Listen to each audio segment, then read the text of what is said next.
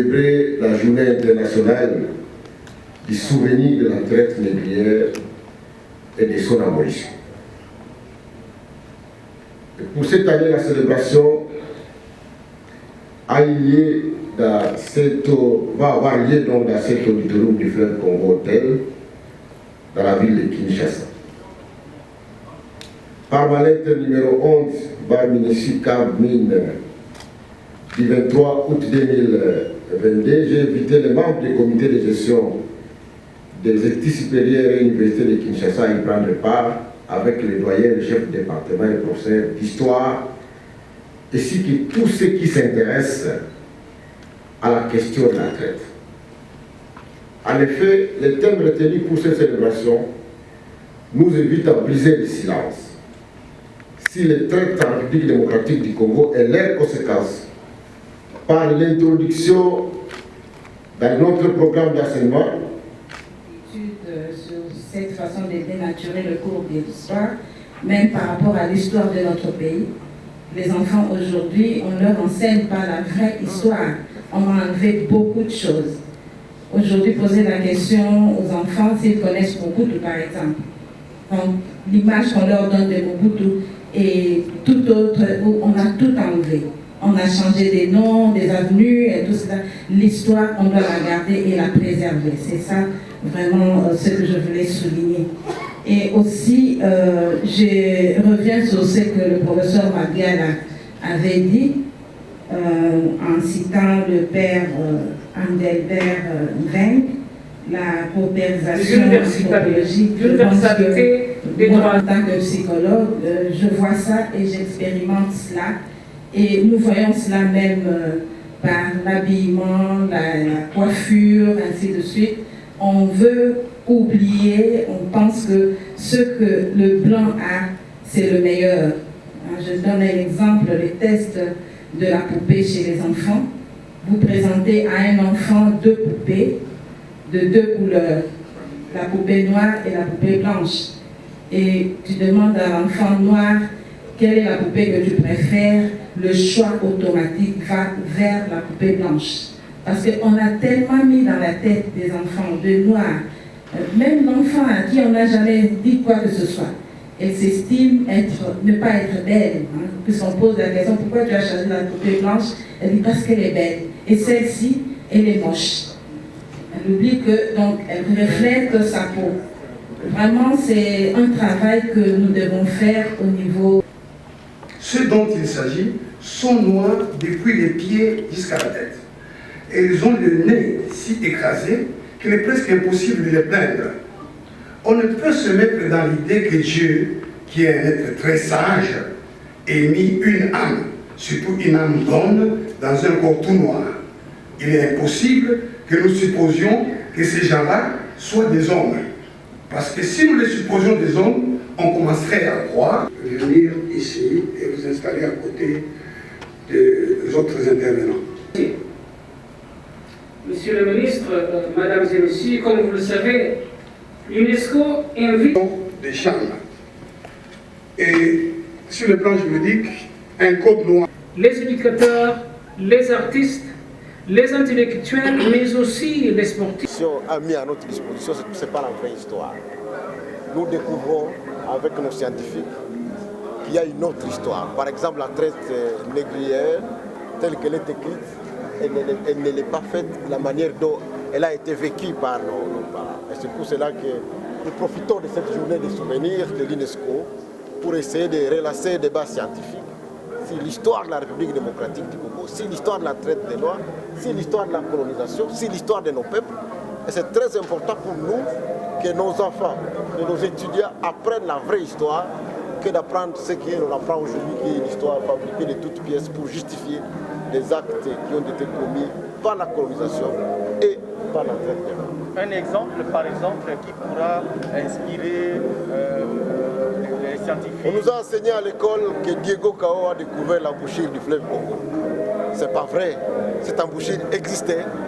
Il a seulement vu l'embouchure qui existait et il a rencontré des gens là-bas qui faisaient des activités de pêche.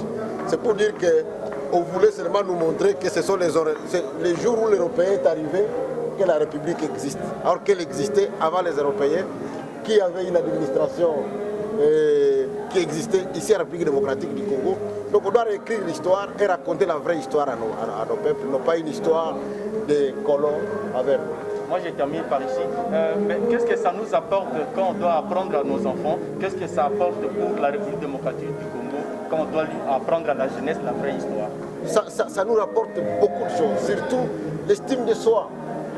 Lorsqu'on nous raconte que nous avons été civilisés par d'autres personnes, alors qu'on nous a rencontrés déjà civilisés, ça nous apporte l'estime que les Congolais doivent avoir, qu'il n'y a que eux, de leurs propres mains, qui doivent construire leur pays. Et c'est très important qu'on ne nous raconte pas l'histoire des gens qui sont venus nous civiliser. Il faut que on puisse nous les rapporter. Mais d'aider aussi, il faut que nous soyons connectés avec nos frères qui ont été déportés. Vous savez qu'il y a une grande communauté aux États-Unis d'Amérique ou dans les Caraïbes qui sont des Congolais, qui sont des Bakongo, qui sont des Baluba. Il faut qu'à travers cette histoire que nous allons étudier nous-mêmes, nous puissions connecter ces familles pour que ces gens-là puissent aussi venir contribuer au développement de leur propre pays.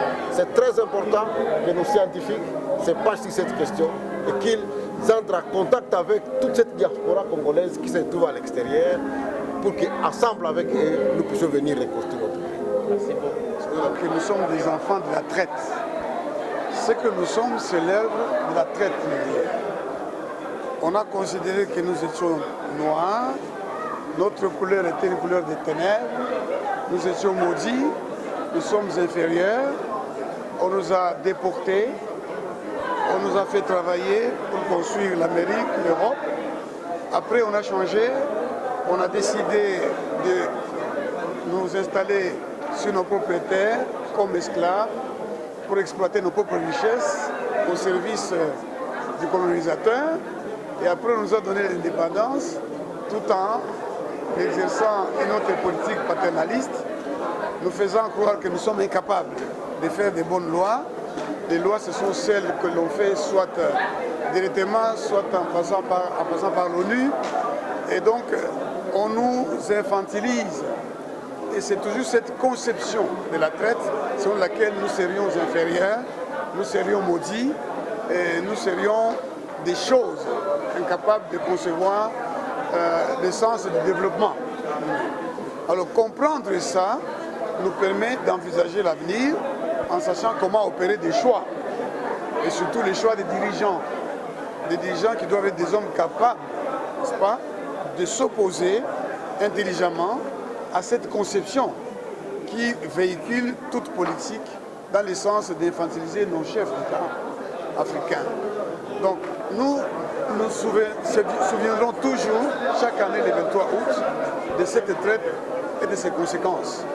Et nous allons, avec le gouvernement actuel, introduire un programme d'enseignement des traites. L'histoire des traites dans toutes les universités, dans toutes les facultés, dans toutes les écoles secondaires et primaires. Et nous allons organiser un symposium international sous la présidence, la très haute présidence du président de la République, qui va inviter ses pairs dont les pays ont été victimes de la traite. Et puis nous, les comités scientifiques, nous allons, avec le gouvernement, réunir les scientifiques africains pour réfléchir ensemble, faire le bilan et voir comment obtenir une réparation de la traite. Merci. Voilà. Merci. Secrétaire général académique de l'Institut national des arts.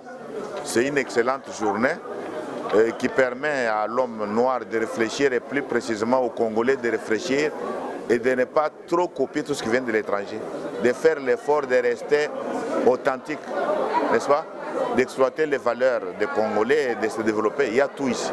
Il ne faut pas tout copier de l'extérieur. Voilà ce que je peux dire. Il y a encore les gens qui souffrent jusqu'à aujourd'hui. Un mot d'encouragement que vous puissiez adresser à ces gens. Oui, je tiens à encourager tout le monde. Nous sommes un grand pays, un pays riche. C'est question qu'on retrouve nos valeurs. Nous avons des valeurs très positives qu'il faut exploiter et copier aussi quelques valeurs des autres qui nous permettent de nous développer. Et pas rester plongé dans les systèmes importés occidentaux, ça ne nous sert à rien. Donc merci beaucoup. Vous comprenez, hein?